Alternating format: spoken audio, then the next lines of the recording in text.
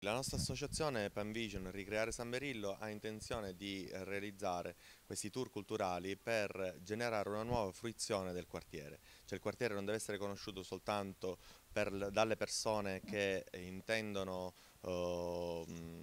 andare a prostitute, anzi da persone normali che sono interessate a conoscere una storia alternativa e segreta di Catania, appunto tramite San Berillo. Un altro scopo della nostra associazione è quello di generare degli eventi come il 3 e il 4 di luglio stiamo facendo con il pop-up market a Piazzetta delle Belle e ospitare eventi che appunto possono attrarre nuove persone a San Berillo.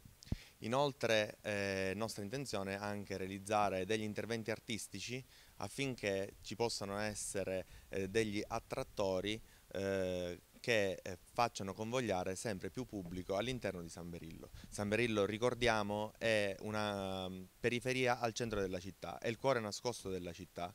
È necessario conoscerlo per non dimenticarlo, perché purtroppo per troppi anni è stato dimenticato dalla gente.